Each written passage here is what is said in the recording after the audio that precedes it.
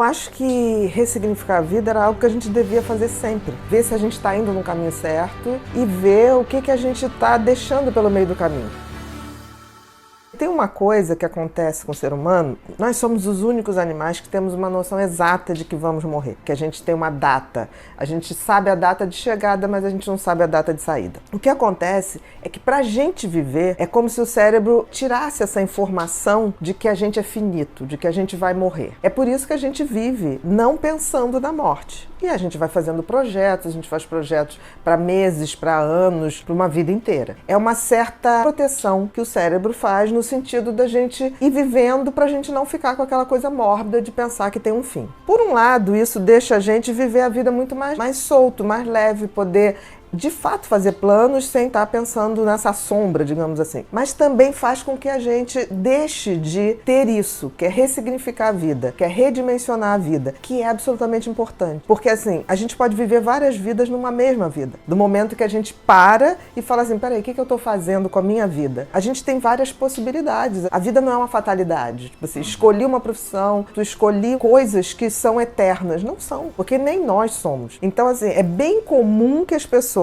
façam esse processo de reavaliação quando elas se deparam com alguma coisa que deixe muito claro a sua finitude. Em coisas trágicas, em que as pessoas perdem tudo, ou vivenciam uma situação de muita dor, uma tragédia coletiva, como um desabamento, como enchentes, isso ocorre muito, que é tipo assim, o que resta, o que eu vou fazer da minha vida? Ou então, quando as pessoas se deparam com alguma doença ou alguma coisa que elas falam assim, nossa, agora é sério, agora eu posso realmente não mais viver. E aí é nessa hora que as pessoas se fazem perguntas do tipo, eu vivi uma vida até agora que eu queria? O que eu tô fazendo tá dando sentido à minha vida? O que eu deixei de fazer que eu faria mais? Então assim, é um momento de muita reflexão, que a gente não pode estar esperando o tempo todo o momento ideal para ser feliz, o momento ideal para dizer eu te amo, o momento ideal que a gente vai realizar determinados sonhos. A vida não para, ela é aqui o tempo todo. Eu acho interessante que tem pessoas que falam assim,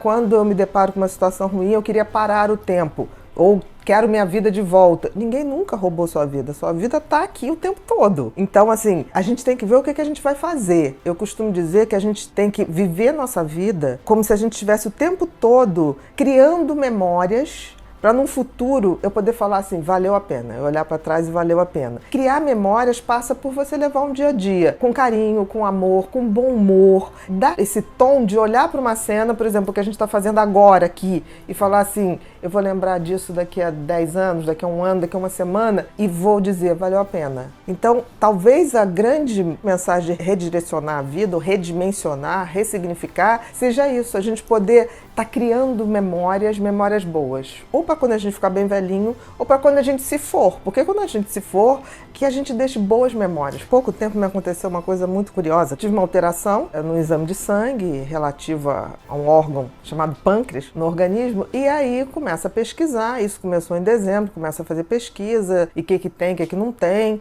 E aí chegou um momento que o médico, muito bacana, chegou para mim, Bia, tá na hora da gente fazer exames mais elaborados, porque a gente não está conseguindo descobrir exatamente o que é isso. E pediu um PET scan. Um PET scan é um exame que você mapeia o corpo inteiro para você ver se detecta células cancerígenas. Falei, ok, pô, vamos lá, vamos pedir. E aí marquei o exame, fui no exame e cheguei lá, tinha uma sala de espera com mulheres. Uma olhou para mim e falou assim, o seu câncer é o quê? Eu falei, olha, eu não sei ainda, né? Nós estamos aqui pesquisando. E aí ela falou assim, você tem uma carinha de câncer de mama. Eu falei, olha, eu tenho prótese de mama, mas eu tô achando que não é isso não, eu vim aqui porque alguma coisa no pâncreas.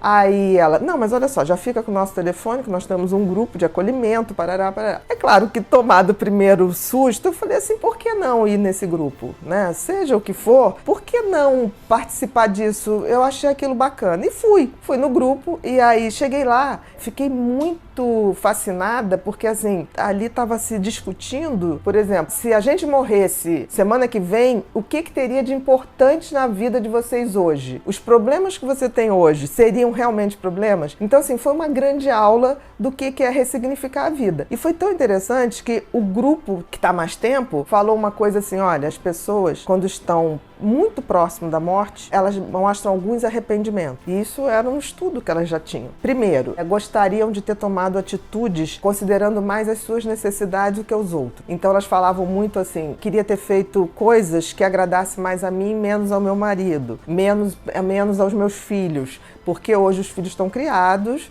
o marido está numa carreira brilhante e eu estou aqui sem ter algo que eu diga assim, isso é um propósito de vida meu, independente do coletivo. Então, tomar mais atitudes que sejam condizentes com a sua essência. A segunda coisa que elas falaram, que eu achei muito interessante, é que elas queriam ter tido mais tempo para estar com os amigos, que é essa família que a gente escolhe, que é a família do amor. Os amigos são a grande família do amor que a gente tem. Queriam ter tido mais tempo para isso. E outra coisa que elas falaram, queriam ter dito para as pessoas mais eu te amo, quando ficava naquela coisa, não vou dizer eu te amo, porque senão a pessoa vai ficar convencida, não vou dizer isso, não vou dizer aquilo. Então, essa coisa mais explícita, essa coisa mais sincera. E queriam ter perdido menos tempo comprando coisas e vivenciando coisas. Então, por exemplo, de estar numa praia no pôr do sol para ver aquele pôr do sol. Porque o pôr do sol tem todo dia, mas a gente nem se toca. Todo dia o sol se põe, todo dia ele nasce. Então eu achei muito bacana, foi uma experiência que eu ainda estou vivendo nesse processo de busca,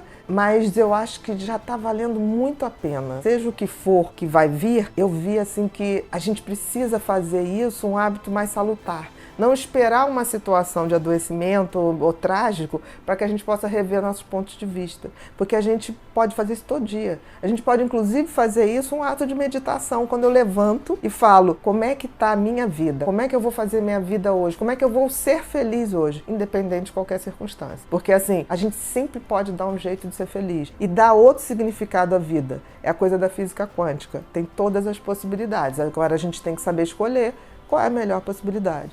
Eu estou muito grata a tudo que está acontecendo, porque eu tenho um hábito de rever meus pontos de vista, mas eu acho que estou fazendo um intensivão e está valendo muito a pena. Por exemplo, eu não tenho grandes arrependimentos, mas eu tenho grandes coisas que eu vi que está na hora de pegar alguns telefones e redimensionar algumas pessoas na minha vida. Você me fez pensar assim muito nessa coisa, sabe? Às vezes você parar e ser tão mesquinha com pequenas coisas ou você lutar por algumas coisas que não valem a pena. Você tem que ver o que são as coisas importantes mesmo. Por exemplo, se você é uma pessoa que bota na sua casa pessoas que você ama realmente, isso eu aprendi no Japão, quando um japonês te chama para ir à casa, ele já tem uma consideração enorme, ele já te considera amigo, porque ele não chama com facilidade, porque no Japão, a casa é o reduto do guerreiro, é o seu reino. Pode ser um micro apartamento, mas é parte dele. Se você chama para sua casa pessoas que realmente sintonizam com você, é óbvio que você tem que botar a melhor louça. E não é porque é a melhor louça, porque é a melhor companhia que você pode ter. E as melhores companhias geralmente são aquelas que fazem a gente feliz.